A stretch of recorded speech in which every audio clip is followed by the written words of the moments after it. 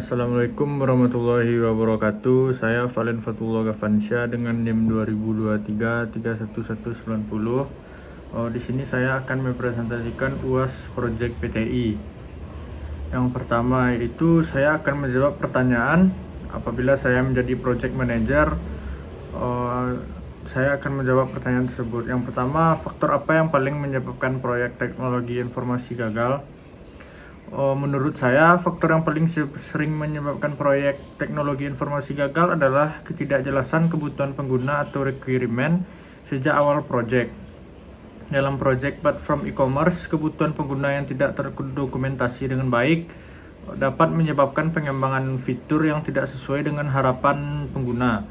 Selain itu, perubahan kebutuhan yang terus-menerus atau scope creep, komunikasi yang buruk, keterlambatan jadwal, keterbatasan anggaran, kurangnya dukungan stakeholder, serta lemahnya manajemen risiko juga menjadi penyebab utama kegagalan proyek. Dan selanjutnya untuk pertanyaan yang kedua, bagaimana menjaga agar ruang lingkup atau skop proyek tidak terus berubah? Skop proyek dikendalikan dengan cara yang pertama yaitu menyusun dokumen kebutuhan pengguna secara rinci sejak awal. Yang kedua, mendapatkan persetujuan seluruh stakeholder terhadap lingkup proyek. Yang ketiga, membuat prosedur change request apabila ada penambahan fitur. Yang keempat, melakukan evaluasi dampak perubahan terhadap biaya dan waktu. Dan yang terakhir, menggunakan baseline project sebagai acuan selama pelaksanaan proyek. Dengan cara tersebut, perubahan fitur dapat dikendalikan sehingga proyek tetap berjalan sesuai target. Dan pertanyaan nomor 3, mengapa komunikasi menjadi faktor yang sangat menentukan keberhasilan proyek? Komunikasi merupakan penghubung antara project manager, developer, UI UX designer, tester, dan stakeholder. Komunikasi yang baik memungkinkan setiap anggota memahami tugas masing-masing, menyampaikan hambatan dengan cepat, serta menghindari kesalahpahaman. Pada proyek platform e-commerce, komunikasi yang buruk dapat menyebabkan fitur pembayaran, pengiriman, maupun manajemen produk dikembangkan tidak sesuai kebutuhan pengguna sehingga meningkatkan risiko kegagalan proyek. Dan untuk pertanyaan keempat, bagaimana strategi membangun kolaborasi tim yang efektif pada proyek TI? Strategi yang dapat diterapkan antara lain, yang pertama menentukan pembagian tugas yang jelas, yang kedua mengadakan meeting rutin setiap minggu, yang ketiga menggunakan aplikasi manajemen project seperti Trello atau Jira, dan yang keempat menetapkan target pekerjaan pada setiap sprint, yang kelima menggunakan GitHub sebagai media kolaborasi kode program, dan yang selanjutnya melakukan kode review sebelum implementasi, dan yang terakhir memberikan evaluasi terhadap kinerja tim. Strategi tersebut membantu koordinasi dan produktivitas seluruh anggota proyek. Dan untuk pertanyaan yang selanjutnya, yang kelima, apakah penggunaan metodologi Agile selalu lebih baik dibandingkan Waterfall? Berikan alasan disertai contoh. Tidak selalu. Agile lebih sesuai apabila kebutuhan sistem sering berubah karena pengembangan dilakukan secara bertahap atau iteratif. Sebagai contoh, platform e-commerce sering mengalami perubahan fitur seperti penambahan metode pembayaran digital atau program promo sehingga agile bisa menjadi pilihan yang tepat. Sebaliknya, waterfall lebih cocok apabila kebutuhan sistem sudah jelas sejak awal dan jarang mengalami perubahan.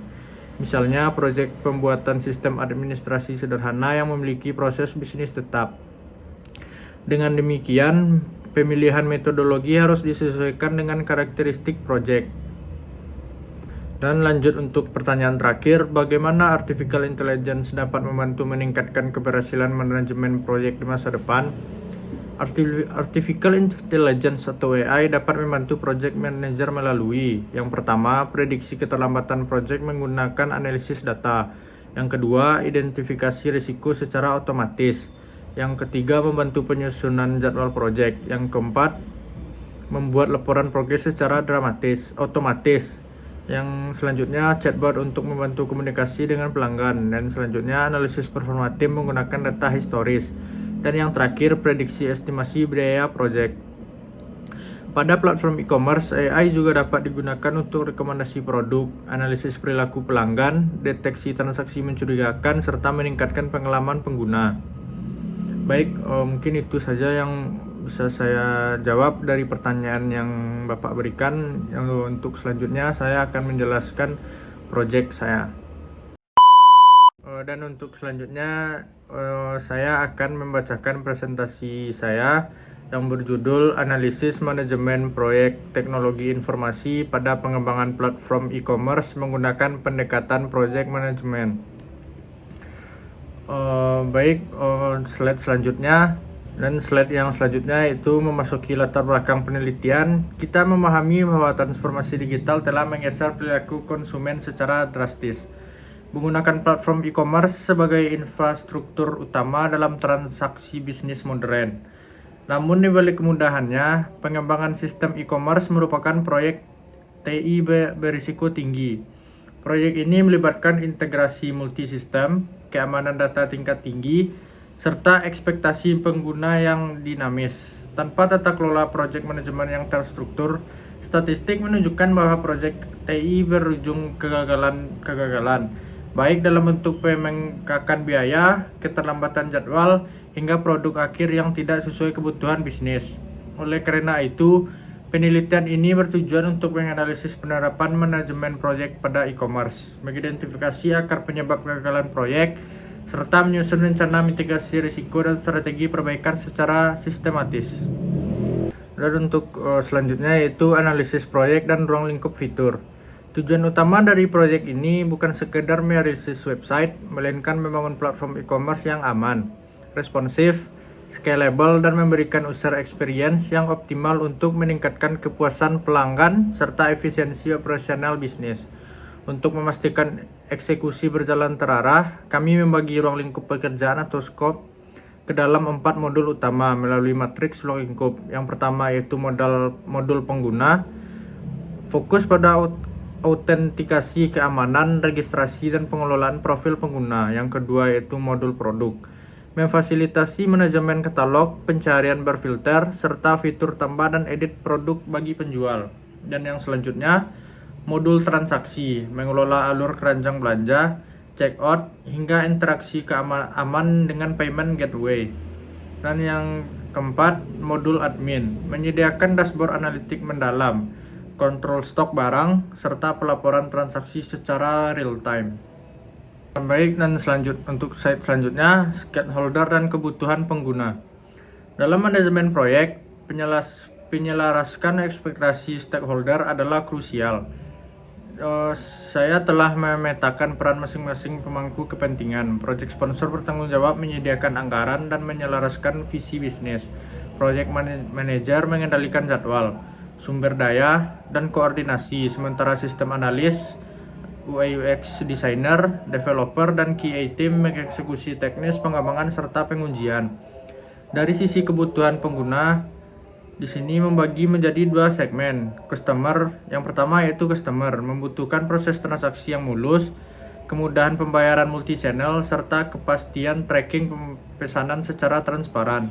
Di sisi lain, admin membutuhkan alat kontrol berupa dashboard analitik, manajemen inventaris yang presisi, dan analisis laporan penjualan untuk pengembalian keputusan strategis. Selanjutnya, 10 faktor penyebab kegagalan proyek TI. Berdasarkan studi literatur dan evaluasi proyek TI, di sini saya mengidentifikasi 10 faktor utama penyebab kegagalan yang sering terjadi di lapangan. Yang pertama, scope creep. Perubahan fitur yang tidak terkendali di tengah jalan tanpa memperhitungkan dampaknya. Yang kedua, requirement tidak jelas. Spesifikasi kebutuhan dari pemilik bisnis yang ambigu. Yang ketiga, perencanaan buruk, estimasi waktu dan penyusunan milestone yang tidak realistis. Yang keempat, biaya membengkak, pengeluaran tak terduga yang melampaui batas anggaran awal. Yang kelima, komunikasi buruk, kurangnya koordinasi antar anggota tim maupun ke stockholder. Yang keenam, SDM kurang kompeten, ketidaksesuaian skill set anggota tim dengan kebutuhan teknis. Yang ketujuh, manajemen risiko lemah, mengabaikan potensi kendala sebelum masalah terjadi.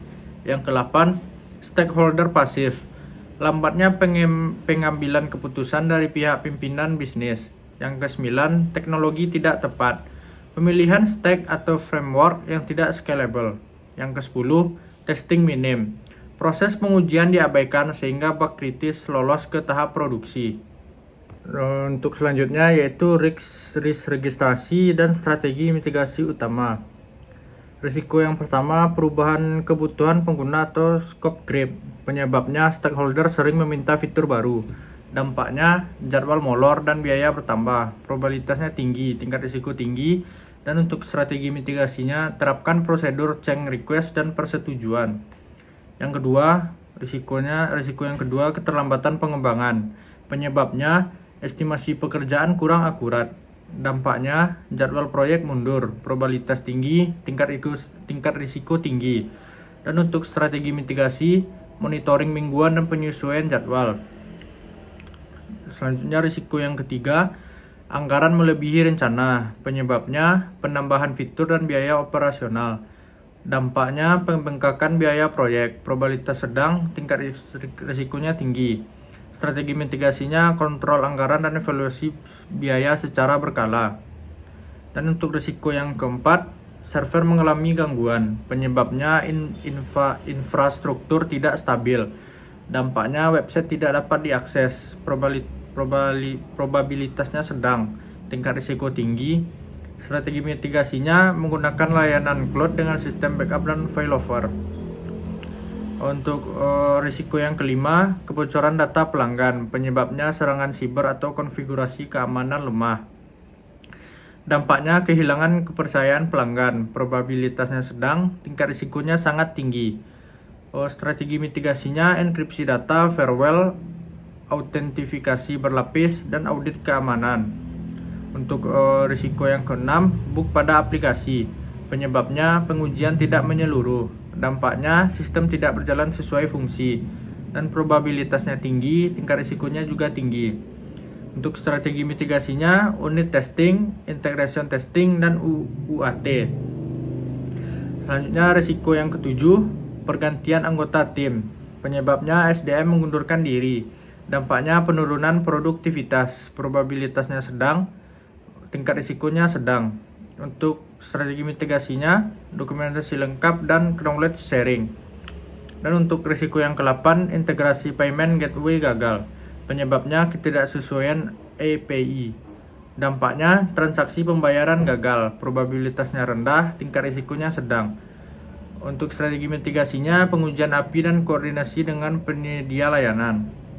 Untuk risiko yang ke-9, performa website menurun. Penyebabnya lonjakan jumlah pengguna. Dampaknya website lambat diakses, probabilitasnya sedang, tingkat risikonya tinggi.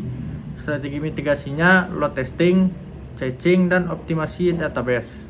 Dan untuk risiko yang terakhir, stakeholder terlambat memberikan keputusan. Penyebabnya komunikasi kurang efektif. Dampaknya proses pengembangan terhambat, probabilitasnya sedang, tingkat risikonya sedang, dan strategi mitigasinya rapat rutin dan penetapan batas waktu pengambilan. Dan untuk slide selanjutnya, mitigasi dan solusi manajemen proyek. Secara operasional, strategi mitigasi tersebut diterjemahkan ke dalam 6 kerangka kerja utama. Yang pertama, komunikasi tim dijaga melalui daily stand up untuk transparansi kendala harian dan weekly, review untuk evaluasi mingguan. Yang kedua, scope control dijalankan dengan membeda pekerjaan ke level terkecil menggunakan WBS. Dan yang ketiga, monitoring proyek dilakukan secara visual dan real time menggunakan Gantt chart dan dashboard proyek. Yang keempat, quality management diterapkan melalui kode review ketat. Yang kelima, risk management diulas berkala untuk memperbarui tabel risiko. Dan yang keenam, evaluasi pengguna dijadikan umpan balik utama dalam iterasi pengembangan berikutnya. Dan untuk slide selanjutnya, lesson learned pengembangan proyek TI. Dari proses analisis ini, saya merangkum beberapa lesson learned atau pembelajaran berharga, yaitu penetapan requirement harus dikunci dan divalidasi sejak awal. Komunikasi yang rutin dan transparan terbukti ampuh mencegah miskomunikasi teknis. Selain itu, pengelolaan risiko harus bersifat proaktif, bukan reaktif. Pengujian tidak boleh ditawar hanya karena mengejar deadline. Dan keterlibatan aktif dari stakeholder sangat menentukan kecepatan penyelesaian masalah. Pada akhirnya, tolak ukur kesuksesan proyek bukan hanya selesai tepat waktu, tetapi menghasilkan produk yang benar-benar memberikan nilai bagi pengguna. Selanjutnya, rencana perbaikan proyek 6 bulan. Pada bulan pertama, aktivitas evaluasi sistem. Penanggung jawabnya project manager, outputnya mendaftarkan bug. Pada bulan kedua, aktivitasnya yaitu perbaikan bug. Penanggung jawabnya developer dan outputnya sistem stabil. Pada bulan ketiga, aktivitasnya optimasi database. Penanggung jawab back-end developer. Outputnya website menjadi cepat. Bulan keempat, aktivitasnya penambahan fitur. Penanggung jawabnya developer, outputnya menambahkan fitur baru. Pada bulan kelima, aktivitasnya itu sistem testing. Penanggung jawabnya QA engineer, outputnya sistem siap. Pada bulan keenam, aktivitasnya itu deployment. Penanggung jawabnya project manager, outputnya versi final. Selanjutnya, inovasi teknologi e-commerce. Agar platform e-commerce ini mampu bersaing dan siap menghadapi masa depan, di sini saya mengintegrasikan 5 inovasi teknologi. Yang pertama, artificial intelligence atau AI untuk memberikan rekomendasi produk yang personal bagi pembeli, chatbot 24/7 dan fraud detection. Yang kedua, machine learning untuk menganalisis riwayat transaksi dan memprediksi tren penjualan mendatang. Yang ketiga, business intelligence dashboard memberikan visualisasi data analitik penjualan secara real-time kepada pemilik bisnis. Yang keempat, cloud computing memastikan skala server dapat bertambah otomatis saat peak season serta otomatisasi backup. Yang kelima, DevOps mempercepat alur otomatisasi build, testing hingga deployment tanpa mengganggu sistem berjalan. Dan selanjutnya untuk kesimpulan penelitian. Sebagai penutup, ada 3 poin utama yang dapat disimpulkan dari penelitian ini.